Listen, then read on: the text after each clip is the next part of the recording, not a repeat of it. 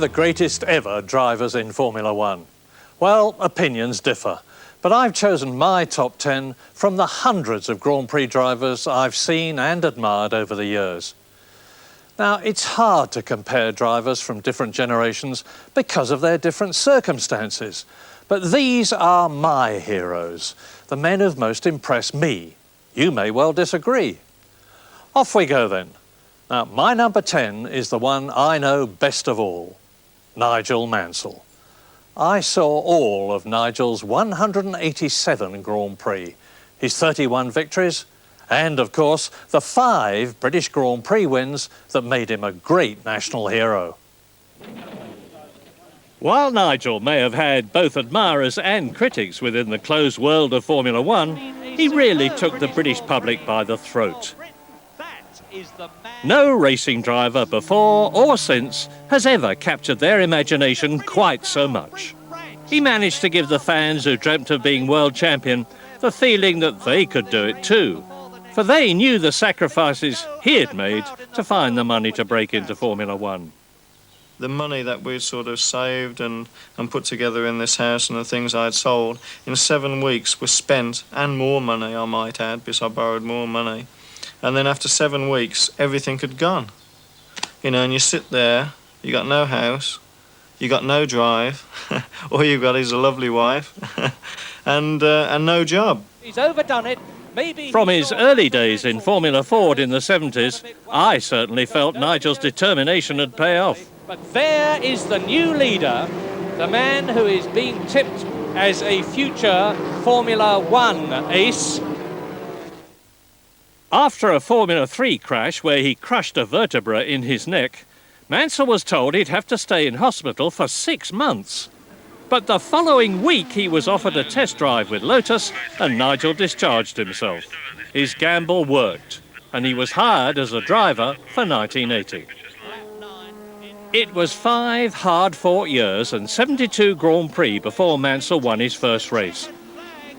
But in that time, Nigel developed supreme car control. This enabled him subsequently to beat Senna, Prost and Piquet, who won 10 championship titles between them. And he'll always be remembered as one of the great overtakers. And Mansell going round the outside! Incredible!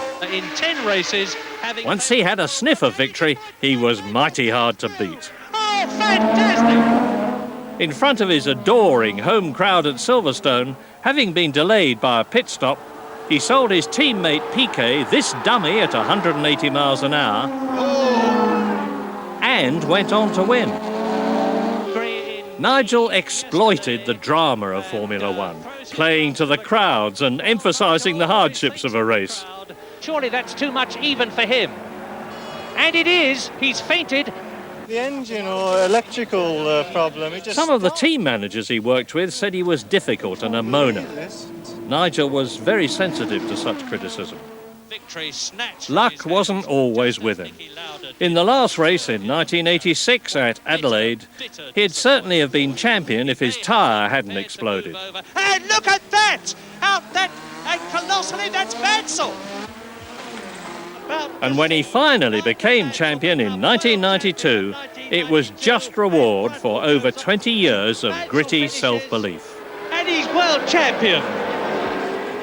Nigel will always be remembered for his driving brilliance, his perseverance and a bulldog spirit which united an entire nation behind him. At number 9 is the legendary Ferrari driver, a dapper Italian named Alberto Ascari. For 2 seasons early on in the World Championships, Ascari utterly dominated Grand Prix racing, and his record of 9 successive wins is still unbeaten. He was the son of one of the great Italian motor racing heroes of the 1920s, Antonio Ascari. The young Alberto idolised his father and often watched him race. He was only 7 when his father was killed, leading the 1925 French Grand Prix. To his mother's dismay, her young son decided to follow in his father's footsteps. At 18, he began racing motorbikes with great success before moving on to cars. I count myself privileged to have watched him at work because he was a supreme stylist. Smooth and polished, he made it seem so easy. It was only when you looked at a stopwatch that you realised how fast he was. In terms of domination by one man, his success in the World Championship will probably never be beaten. For over a year, no one except Ascari won a championship race. His chubby build belied his fitness and stamina. Ascari's open, warm and professional attitude endeared him to the world. He handled the media in a way which would be impressive today. È una corsa molto interessante perché è la prima corsa dopo la pausa invernale, quindi sia la Ferrari che le altre fabbriche hanno portato molte modifiche, perciò non sappiamo ancora quale sarà la macchina migliore. Ad ogni modo noi abbiamo molto fiducia nella Ferrari e speriamo di tornare in Italia con qualche bella vittoria. Despite the fact that Ferrari was now the best car, Ascari still had to beat his mentor and teammate Villaresi, as well as other world-class opposition, champions Fangio and Farina. He won the title in 1952 and 53. Ascari was more comfortable at the front of a race, preferring to dominate than fight his way through the pack. At Monaco in 1955, Ascari was lying second when the crowds waved to signal that Moss's leading Mercedes had retired. Distracted, he lost concentration and his car flew off the road and into the harbour. He was lucky not to drown. Later that week, Ascari was trying out a colleague's sports car when it mysteriously left the track and he was killed, leaving behind a wife and 2 young children. His death left Italy stunned. It was an eerie coincidence that both he and his father were killed at the age of 36 on the 26th of the month, 4 days after a spectacular escape. More than any other driver, Alberto Ascari helped to create the mystique that surrounds Ferrari to this day. When he died, his career was still at its height. Who knows what he might have achieved if he had lived to race on.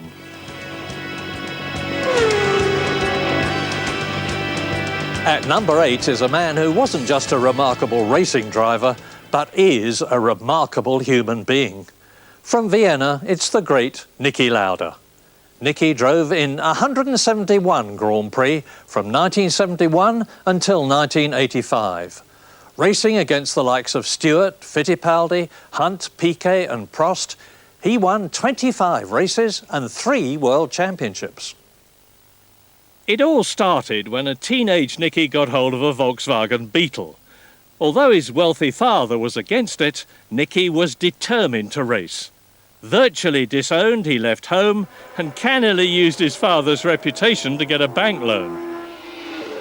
He spent 3 self-financed years racing in Formula 2 and Formula 1, but needed to repay his loans. Luckily for him, his abilities paid off just before the bank foreclosed, and he was hired by Ferrari. Then he began to win races, coming 4th in the 1974 championship. The very next year, he took the title. In 1976, he was comfortably leading the championship again when he crashed his Ferrari at the Nürburgring. In the wreckage, he almost burned to death. Having come through an ordeal that would put any normal man off racing cars for life, Lauda was back again at the Italian Grand Prix after only 6 weeks. Dreadfully scarred and still in great pain, he finished in the points.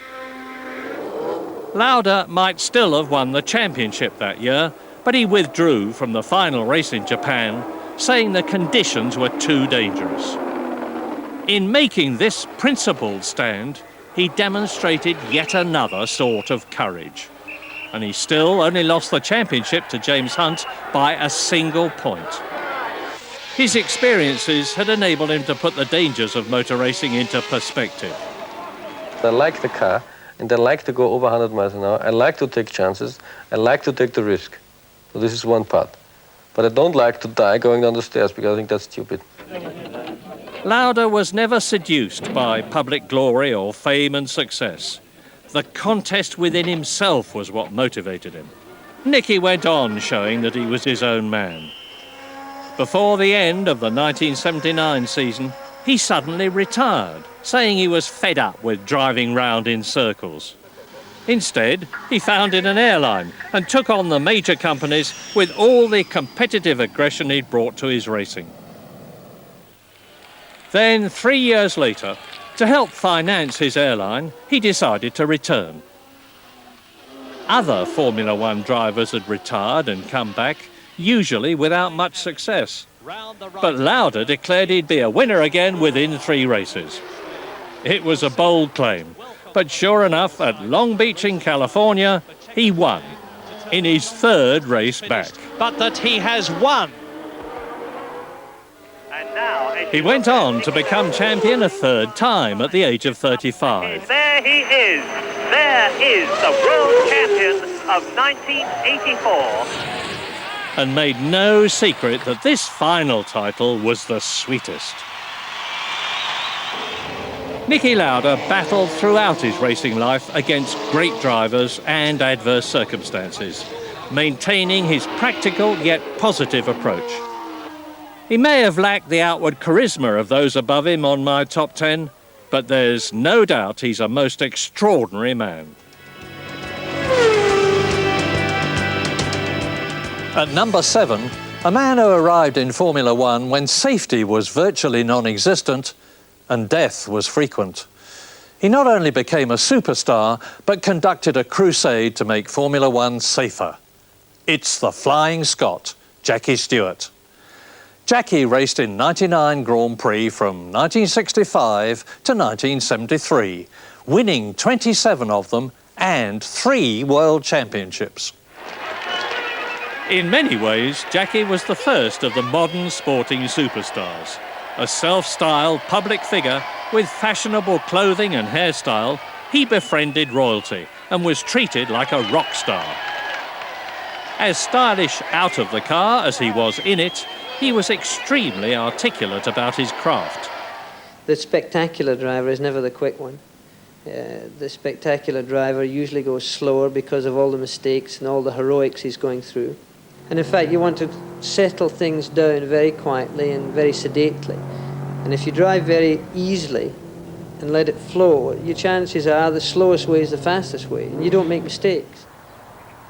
No genius at school because of undiagnosed dyslexia, Jackie excelled first as a world-class shot, which needed the same skills of concentration and reaction that he'd later need when he began motor racing. He was an instant success behind the wheel, and on his very first Formula 3 test, he consistently beat the lap times of more experienced drivers.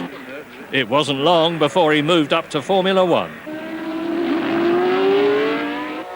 He forged a magical working relationship with team owner Ken Tyrrell, for whom he won all but 2 of his 27 Grand Prix victories and all 3 of his world titles.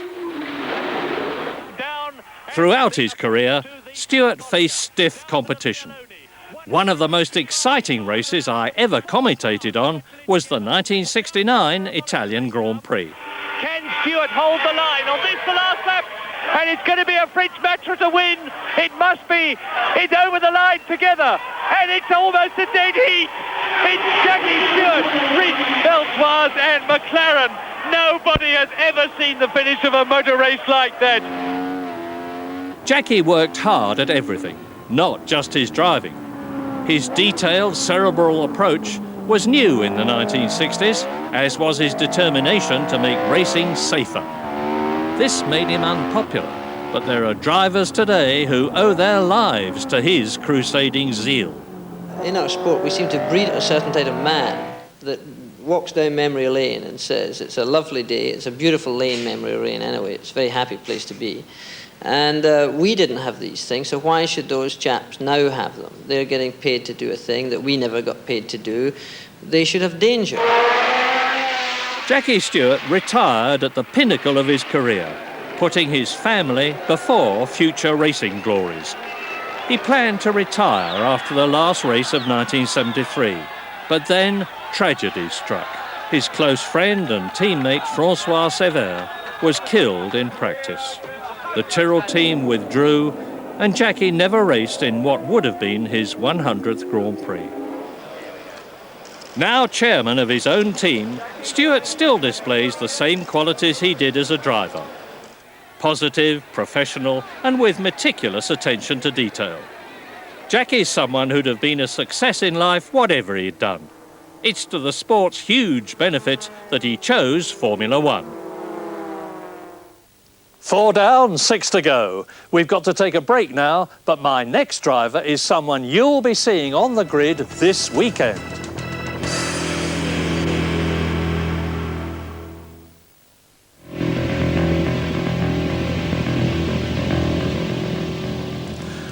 Now, at number 6 is a man most people accept as being today's finest driver.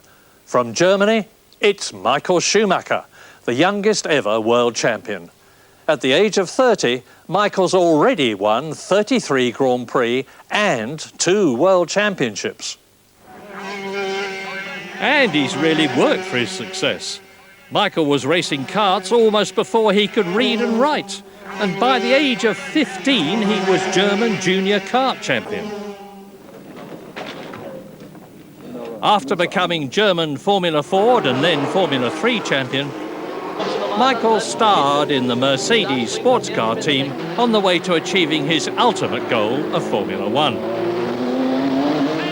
Having qualified an incredible 7th at Spa on his first ever Formula One drive, Schumacher had his first victory there just 1 year later. He is naturally elated. What really matters is the man is incredibly fast.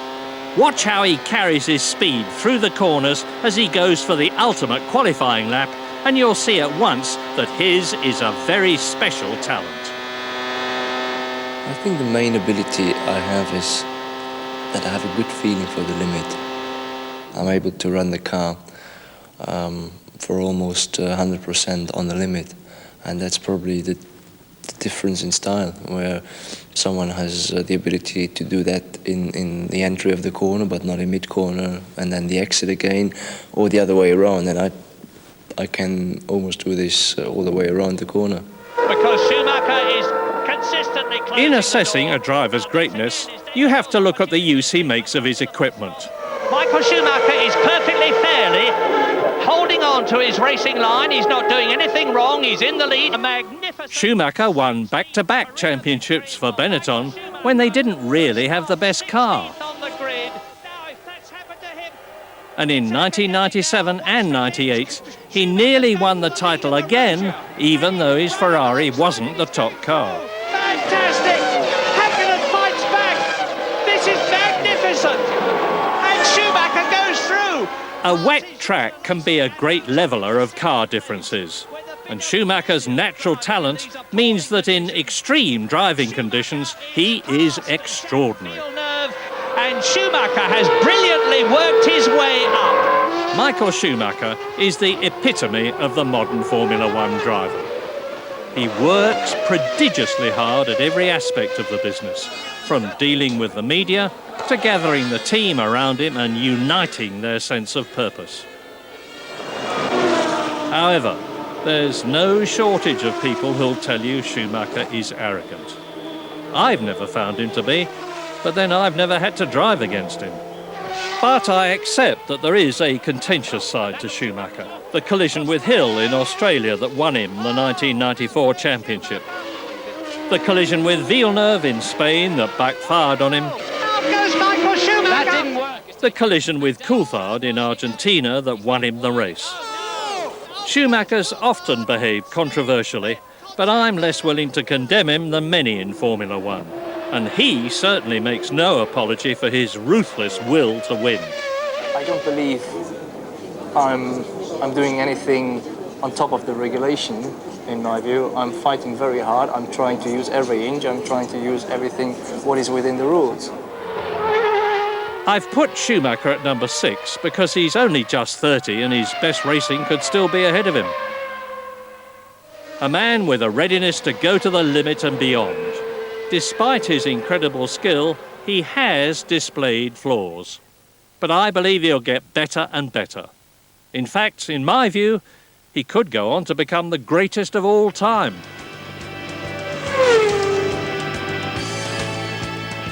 My number 5 was a racing genius. He won 25 Grand Prix, 2 world titles, and was perhaps the most gifted natural driver of all time. It's Jim Clark. Jim was a shy Scottish sheep farmer who had no ambition to be in the limelight or to be rich and famous. He just loved driving cars fast and almost without effort found he was better at it than anyone else. Jim's early efforts in Scottish club racing were just something to do on weekends off from the farm, but they attracted attention from the motor racing establishment south of the border. In particular, from Lotus boss Colin Chapman, who put Clark in one of his Formula Junior cars. Soon, he became the man to beat. Almost immediately, he graduated to Lotus Formula One, transforming the fortunes of a team which rarely completed races, let alone looked like beating the might of Ferrari or Cooper. A special chemistry had developed between Chapman and Clark. It wasn't in Clark's nature to complain, argue, or dominate his team. Chapman built the cars, sometimes fragile and often unreliable, while Clark just got in and drove them, faster than anyone would have thought possible. I think this is one of the great things in motor racing, is concentration. Accidents aren't caused by speed that everyone thinks. I think they're caused by a lack of concentration. Quite often on the track when I want to go faster, I don't drive any faster, I just concentrate harder, which makes me go faster. By concentrating on the braking, by concentrating on the way through the corner, by concentrating on the amount of throttle power I can get on out of a corner, just by concentrating that little bit harder all around. A quiet man, it was always hard to know what Jim was thinking. Certainly you had the impression that he left the noise and hubbub of the racetrack with relief, to return to his beloved Scottish hillsides. Motor racing and farming, to my mind, were in a way two opposites. The very fact that they are two opposites helps me enormously, kind of keep a sense of balance. Clark raced in 56 Grand Prix. He led 42 of them, winning 25 and gaining 2 world championships. It was an incredible record of speed and consistency. You say in your book that curiosity pushed me on right from the start. Now, what exactly is it you feel you've got to prove? It's not what I feel I've got to prove at all. I don't really want to prove anything. I enjoy motor racing. I started as an amateur hobby, with no idea or no intention of becoming a world champion. But I was curious to find out what it was like to drive a car fast, to drive on a certain circuit, to drive a certain type of car. And so, in parallel to their Grand Prix season, the team set their sights on America's most prestigious trophy, the Indianapolis 500. At Clark's first attempt, he was an amazing second, and 2 years later, he won the richest prize in motorsport, in truly heroic style. Jim Clark crosses the finish line to win the 500 with a comfortable lead of more than 2 minutes. With 2 world championships and an Indianapolis victory under his belt, Clark's hometown of Duns turned out to give him a hero's welcome. And then, in April of 1968, when Clark was only 32, he reluctantly agreed to take part in a Formula 2 race in Germany. His car had a puncture and spun off into the trees at 140 miles an hour. He was killed instantly. The racing world was in shock. Jim Clark wouldn't have enjoyed the increasing media exposure and stardom that was about to hit Grand Prix racing. But no one since in Formula One history has shown his effortless ability.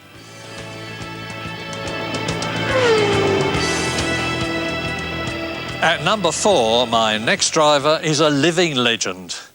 He was the most versatile and talented racing driver Britain ever had. He drove in nearly 500 races and won an amazing 45% of them. Of course, it's Stirling Moss. Stirling was never world champion, but was runner-up 4 years in succession. He started as a teenager in a tiny 500cc Cooper, dominating at race meetings throughout 1949 and 50 on his way to other formulae. For the next 12 years, you always knew if Stirling Moss was on the programme, you were in for a treat. He'd race anything and everything. Touring cars, sports cars, GTs and Formula One. Stirling would excel in them all. Moss was the first modern professional racing driver, and at a time when motor racing was still a sport for the wealthy amateur, he was always aware of the need to give the paying public value for money. A professional driver, I think, has to go fast, whether he's got the stomachache or not.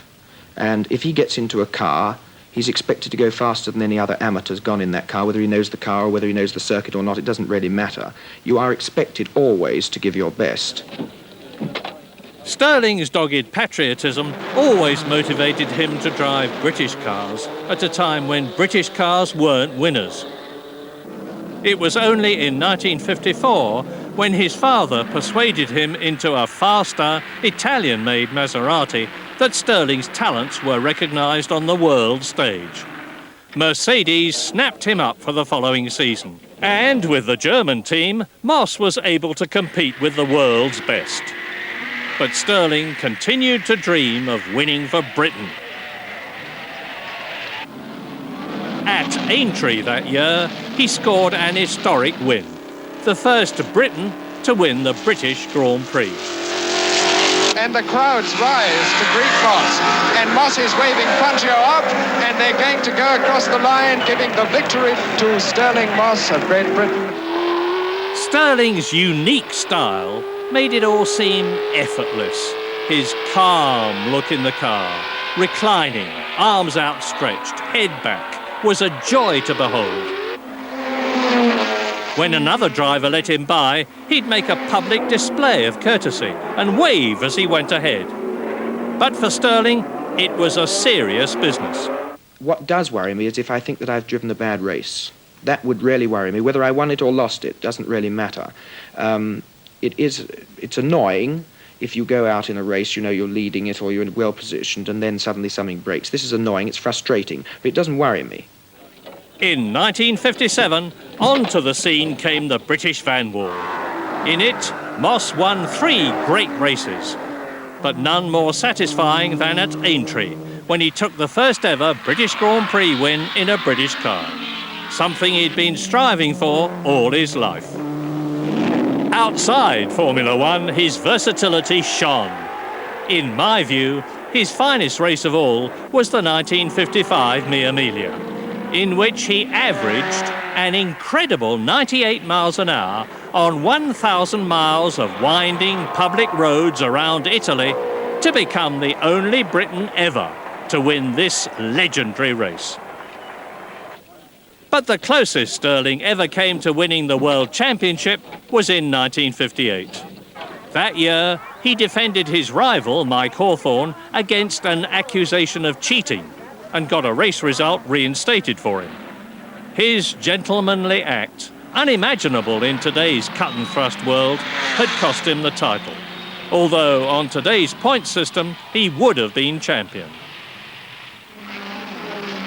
Of all Moss's Grand Prix victories, to my mind, the very best was at Monaco in 1961, where in a classic David and Goliath fight, he battled with his privately entered Lotus against the latest, more powerful Ferraris, winning there for the 3rd time.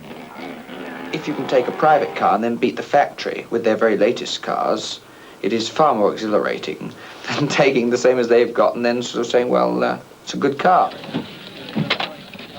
Stirling had become a household name and an enormously popular personality.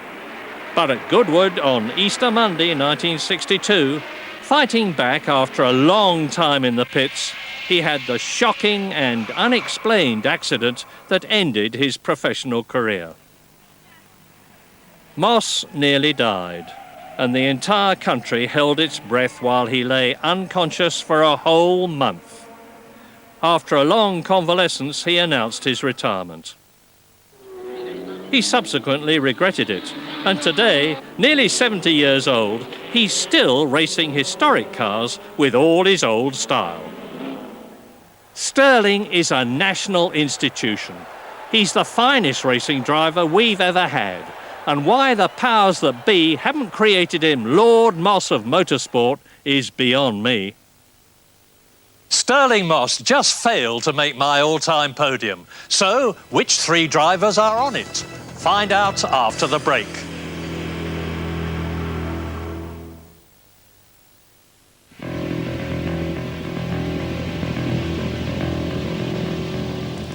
Now, the man I put at number 3 raced in 161 Grand Prix and won 3 World Championships. It's the great Brazilian Ayrton Senna. Since Ayrton was tragically killed in 1994, he's become almost godlike. So I know my placing of him at number 3 is going to be controversial. But I do have my reasons. For his career to progress, he had to come to Europe. So he moved to England. Despite enormous success in Formula Ford, Senna didn't get the support he'd expected and went home downcast. But his ambition pulled him back the following year, more determined than ever.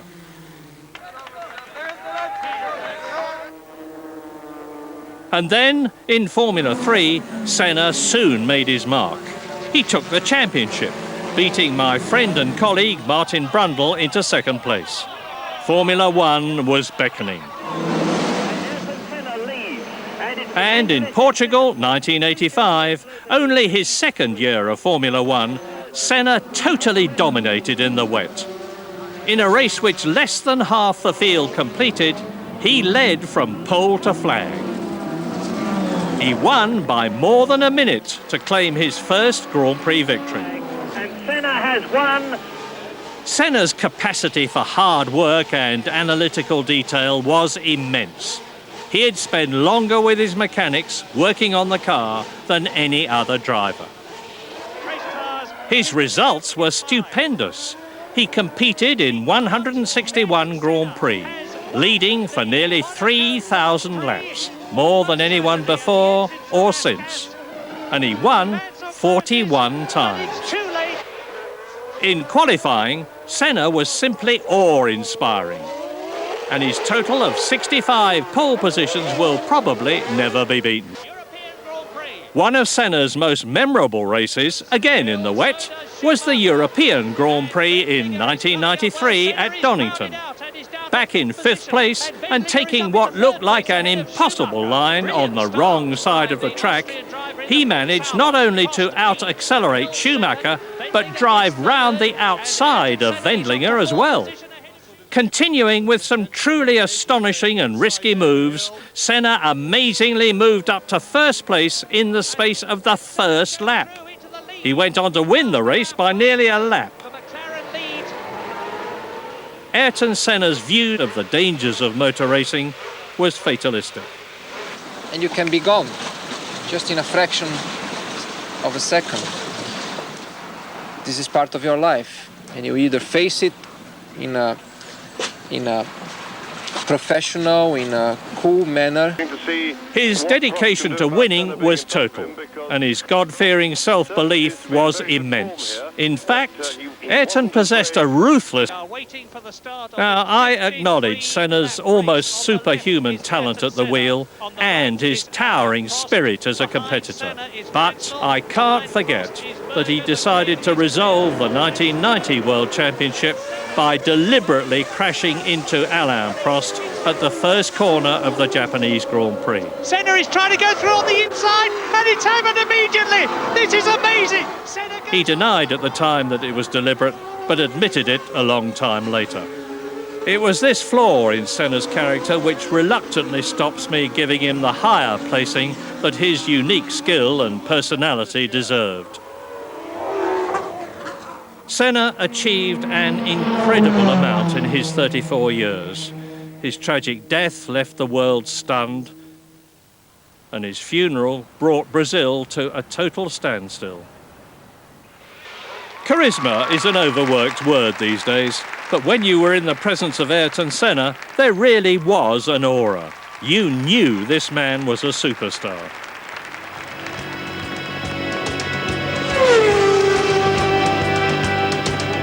Like number 3, I know my number 2 will be controversial, but for me, he more than deserves his place.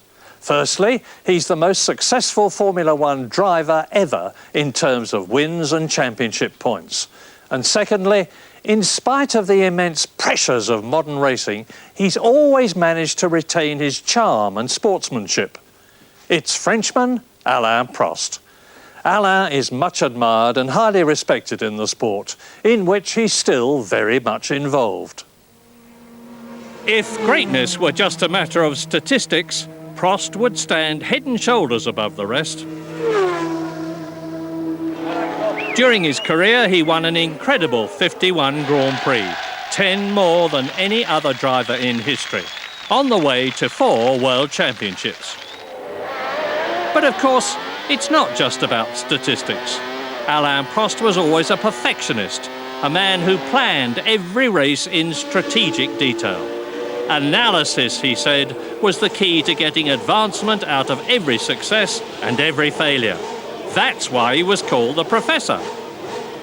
It's not only being the quickest driver on the track, it's you have to work very much on the car itself. You have to work with the designers, with the mechanics, and it's very long job, and you need experience, and it doesn't come like that, after 1 or 2 years motor racing. Prost didn't start serious kart racing until he was 17, but within 2 years he was French and European champion. Then, via a French racing driver school, he soon became European Formula 3 champion. He made his Formula 1 debut for McLaren in 1980, and a year later, driving for Renault in his home Grand Prix at Dijon, came his first win. 8 other victories followed before he returned to McLaren in 1984, winning the championship in both 1985 and 1986. His style was so clean, so consistent and so disciplined that he was actually criticised for being dull to watch. His 4 wins at Monaco showed this perfectly. He kept off the curbs, was easy on his car and looked almost slow, but he was uncatchable.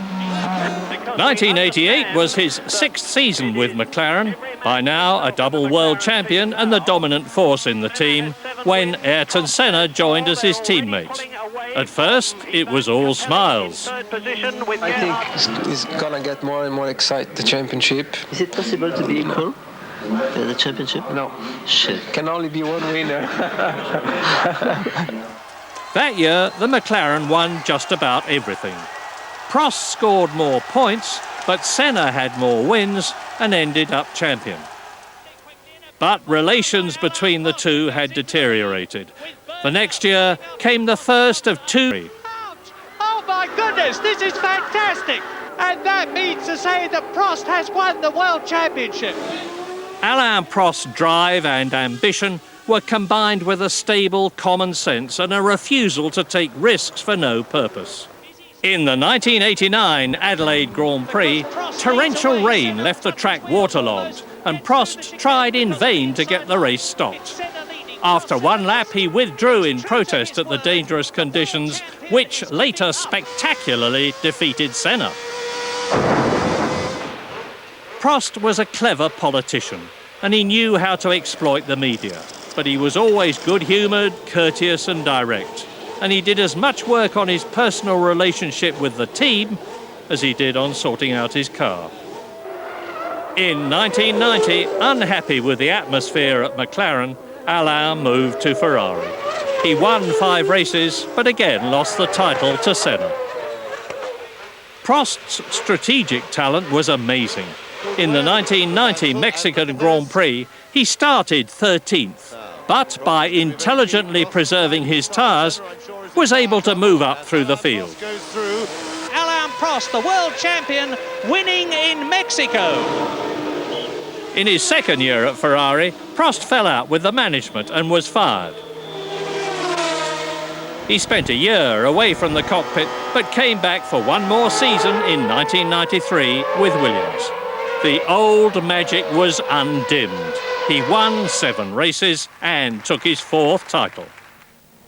Building a successful career as a Grand Prix driver isn't done overnight. But building a successful Grand Prix team is an even tougher challenge. But that's the challenge that occupies Alain Prost today. And that same highly analytical approach that won him 51 Grand Prix could in time see the Professor drive his team to the top step of the podium.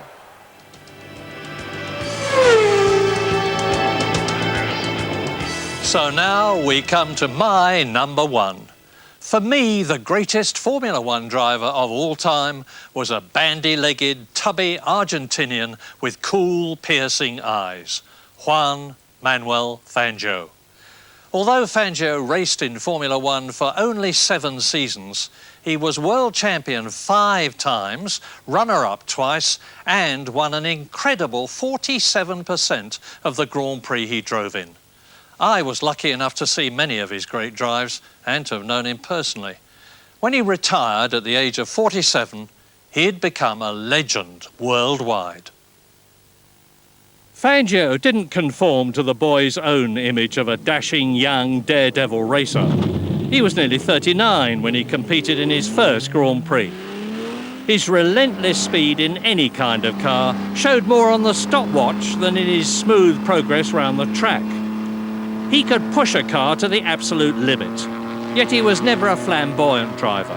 There was always an inner calm, a refusal to expend unnecessary energy, a serene concentration which gave him an unmistakable style at the wheel.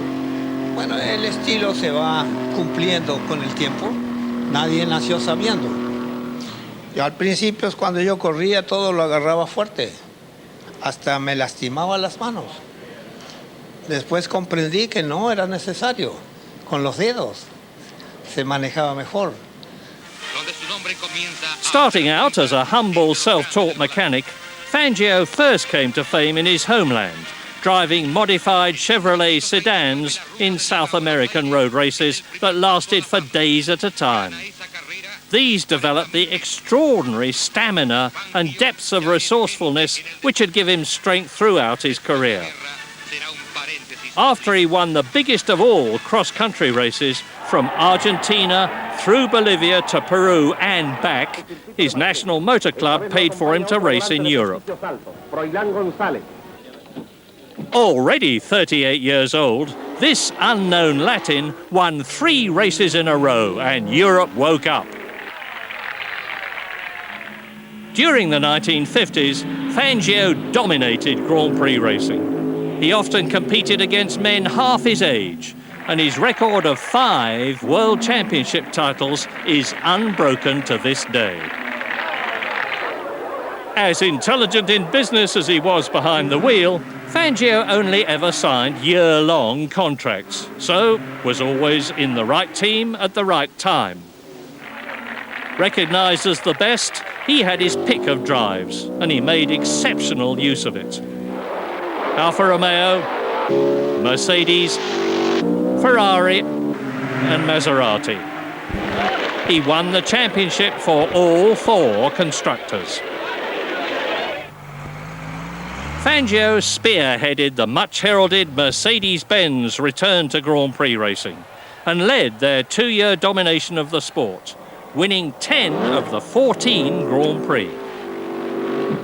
One of Fangio's greatest assets as a driver was his intelligence. he believed in driving only as fast as was necessary to win. Driving with metronomic precision and keeping up the pace for lap after lap. This was true for all his racing, but some performances really stand out. In his home Grand Prix in 1955, Fangio demonstrated his extraordinary physical and mental stamina. The race was run in a freakish heatwave. Drivers were passing out with heat exhaustion, their legs burning, and most cars needed 2 or 3 changes of driver to finish. But Fangio drove impassively on to win, though he nearly collapsed after the race. He kept going by telling himself that the sweat coursing down his body was water from a cool mountain stream. But his final victory in the German Grand Prix of 1957 was perhaps his greatest of all, beating men 20 years younger in a drive of ferocious brilliance. Fangio's Maserati led the works Ferraris until a disastrous pit stop. While the mechanics fumbled, the Ferraris went by and disappeared into the distance. Fangio set off in pursuit and settled down to the drive of his life.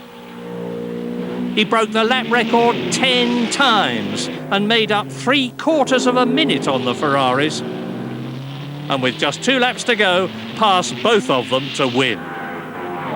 That final victory clinched his 5th championship title. Afterwards, he said he'd never driven as hard in his life, and he never did again.